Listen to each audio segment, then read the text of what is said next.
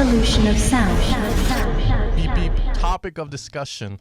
How do I recreate famous sounds? What's up, ninjas? You guys always seem to ask this question via Facebook, and I thought I'd make a video on it just so I can answer it for everybody. Now, the first thing to note in recreating famous sounds is that I have a basic understanding of synthesis, which is my expertise sound design tool. This is why I consider myself an expert in synthesizers.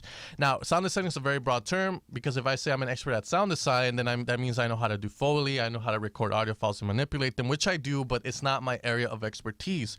My area of expertise is synthesizers, so whenever I say sound design for EDM, just know synthesis for EDM.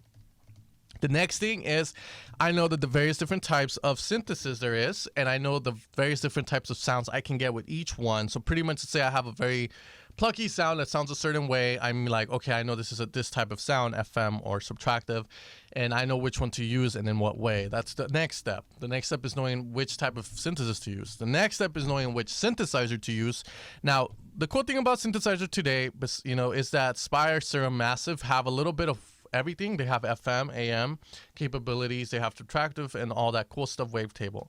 The only one that doesn't is Sylenth1, which is mainly a subtractive synthesizer. But I'll get into that stuff later, like what is subtractive synthesis and all that in a future video, so you guys can kind of get a sense of it. Now, once we know what synthesizer to use, you obviously need to know how to use it. Then we can start recreating our sound. Now, this is the hard part because you can figure out how to recreate a sound by the shape of it, which is going to be the attack, decay, sustain, and release. For example, here we have this melody from the Martin Garrix track WiEE, which I altered a bit because I've been getting copyrighted for copying the melody in my videos, and especially in the ones where I recreated sounds. They've been saying that it's an uncleared sample. Now, for those of you guys who watch my EDM sampled videos and say that samples is not copying a melody, like getting cleared for it, it is a sample. When you copy a melody, you don't have to necessarily copy the audio file. You can copy the melody and use a different instrument on it. That's still considered sampling. I think it's called interpolated sampling or something like that, but I still get copyrighted for that shit because it's not cleared supposedly. So let's say we have the Martin Garrix sound, let's say the whistle, right? That melody, you guys should know it. Well, instantly I know that with subtractive synthesis I can make the whistle sound using a sine wave because I'm already know my synthesizer. I know the wave tables and all that, so I'm gonna go with a sine. Now I'm going to pitch it up an octave or two. Now here is where subtractive synthesis comes in. Right now I'm using subtractive. What I'm going to do is I have this sound and I'm going to put 8 voices. I'm going to make it wide.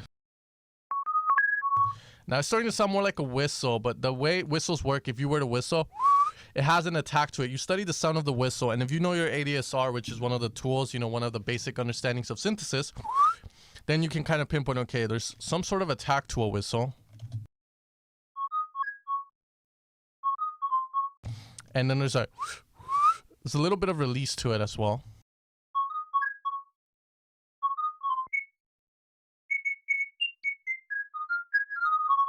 Okay, I had to add my envelope up.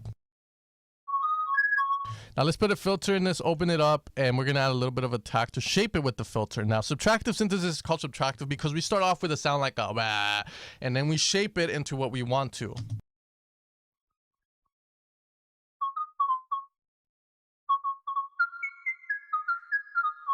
So, see, right there we created a simple sound. Now, for instance, let's say we want to recreate the pluck in the song, which is same melody, just a lot more pluckier.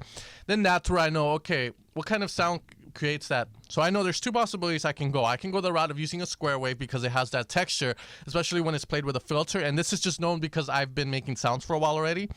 I could go with that, or I can go with FM. So if I go with FM, I'll show you guys. I can go with FM, and I can alter the pitch of this sine wave.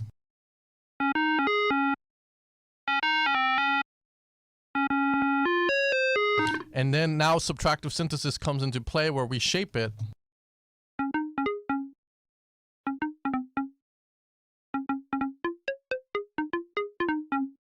And once we have that, we can add a little bit of distortion. And then I do advanced techniques, like this is stuff you really need to know in order to achieve, and this is stuff that you learn from courses or from people that you know, like Sam World's Recreated Sounds video, where I, do like these advanced to make it sound punchier.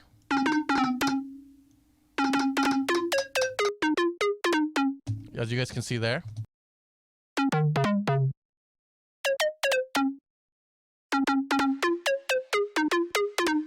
See, once we have the sound, and it's very simple, but let's say we recreated the square wave that I told you guys about, then we can do that. We'll put a square in Sylenth1 here, Inspire.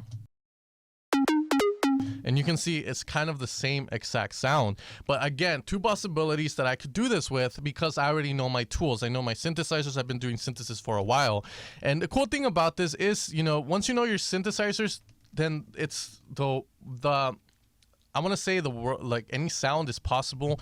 But the thing about it too is, guys, is the fact that when you create a sound that's not really like the end of it.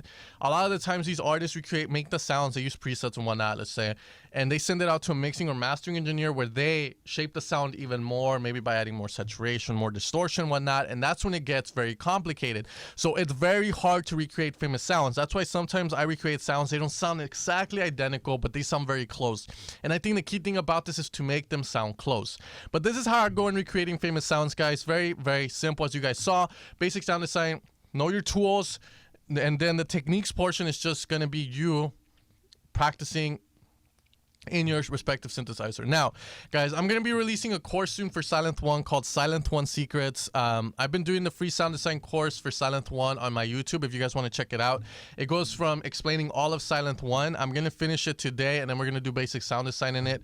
And then Sylenth1 Secrets will probably come out next week. It's going to be a Udemy course. It's not going to be expensive. It's like an hour long. And necessarily that video is not going to be anything about what is ADSR, what is this. It's going to be all techniques. It's going to be techniques on how to make your sound punchier, how to make punchier sounds, how to make metallic sounds in Sylenth1, stuff like that they don't teach in basic courses. And it's going to be advanced stuff that I learned. As you guys know, I've been recreating sounds in Sylenth1 for a couple of years now. And each sound, the beautiful thing about it is when you recreate sounds, each sound teaches you something new. It might be, you know, this new modulation technique you never even knew of, just because you were so busy trying to recreate that sound that you started experimenting with it, and you come up with these new fascinating techniques. Well, that course is all about that, all about those techniques that I developed recreating famous sounds. So make sure to check it out at least. Make sure to check out the free course on Sylenth1, and I'll see you guys next time. Hopefully this video answers your question, and I'll see you guys next time. Like I said it twice, have a good day, ninjas. If you